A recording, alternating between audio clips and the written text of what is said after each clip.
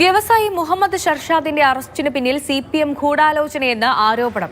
തനിക്കെതിരായ arrest മുഖ്യമന്ത്രിക്ക് അയച്ച ഇമെയിലിലെ വിവരങ്ങളും തെളിവുകളും പുറത്തുവരാതിരിക്കാനാണെന്ന് ഷർഷാദ് മാതൃഭൂമി ന്യൂസിനോട് പറഞ്ഞു.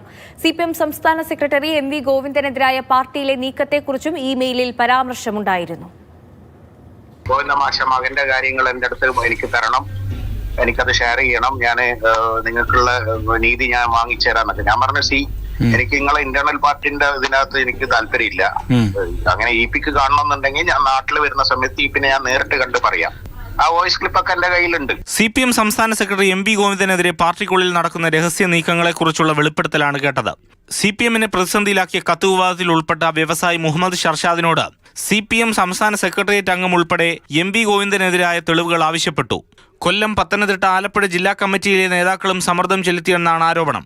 മുഖ്യമന്ത്രിക്ക് ഷർഷാദ് അയച്ച ഈ കത്തിലാണ് ഗുരുതര പരാമർശം. ഇപ്പോഴും ഞാൻ ജാമ്യം കിട്ടി ബുധനാഴ്ച പുറത്തിറങ്ങുമ്പോൾ എന്റെ അടുത്ത് എനിക്ക് വന്നിരിക്കുന്ന കോള് ഒന്നും പറയാൻ പാടില്ല എന്നാണ്. അതുകൊണ്ട് ഞാൻ ഇപ്പം അഡ്വക്കേറ്റും എന്റെ അടുത്ത് പറഞ്ഞിട്ടുണ്ട്, ഇപ്പം ഒന്നും എടുത്തിയാടി ഒന്നും പറയരുത്. എന്നാൽ MV ഗോവിന്ദൻ ഗൂഢാലോചന ആരോപണം പരസ്യമായെങ്കിലും തള്ളുകയാണ്.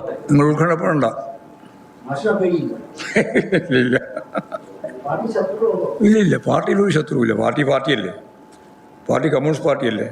സാമ്പത്തിക തട്ടിപ്പിൽ ഷർഷാദിനെ അറസ്റ്റ് ചെയ്ത് മുഖ്യമന്ത്രിക്ക് പരാതി അയച്ചതിന് പിന്നാലെയാണ് CPMലെ ഉന്നത നേതാക്കളെ സംശയനിഴലിലാക്കുന്ന ഇമെയിൽ പരാതിയിലെ പരാമർശം പുറത്തു വരാതിരിക്കാനാണ് അറസ്റ്റെന്നാണ് ആരോപണം. ചെന്നൈയിൽ നിന്ന് തന്നെ ഈ പോലീസുകാരെ അറസ്റ്റ് ചെയ്തിട്ട് ഇവിടെ കൊണ്ടുവരുന്നത് വരെ അവർ ഈ കാശിന്റെ കാര്യത്തിനെക്കാട്ടിയും കൂടുതൽ സംസാരിച്ചത് ഞാൻ എഴുതിയ ഫേസ്ബുക്ക് പോസ്റ്റുകളും കാര്യങ്ങളൊക്കെയാണ്. മുഖ്യമന്ത്രിക്ക് മുഹമ്മദ് ഷർഷാദ് പരാതി നൽകിയത് സെപ്റ്റംബർ 22-ന്. ഷർഷാദിനെതിരെ സാമ്പത്തിക ആരോപണത്തിൽ പോലീസ് കേസെടുക്കുന്നത് ഒക്ടോബർ 16-ന്. അറസ്റ്റ് ചെയ്യുന്നത് ഒക്ടോബർ 31-ന്. ഈ തീയതികളാണ് ഷർഷാദിന്റെ പരാതിയെ ഗൗരവമുള്ളതാക്കുന്നത്. CPMന്റെ ഉന്നത നേതാക്കൾക്കെതിരെ തന്നെ അതിഗുരുതരമായ പരാമർശങ്ങൾ ഈ കത്തിൽ ഉണ്ടെന്നിരിക്കെ എന്ത് നടപടി CPMന്റെ ഭാഗത്തുനിന്ന് വരുമെന്നുള്ളതാണ് കാണേണ്ടത്. AK Stephen, Mathrubhumi news, Thiruvananthapuram.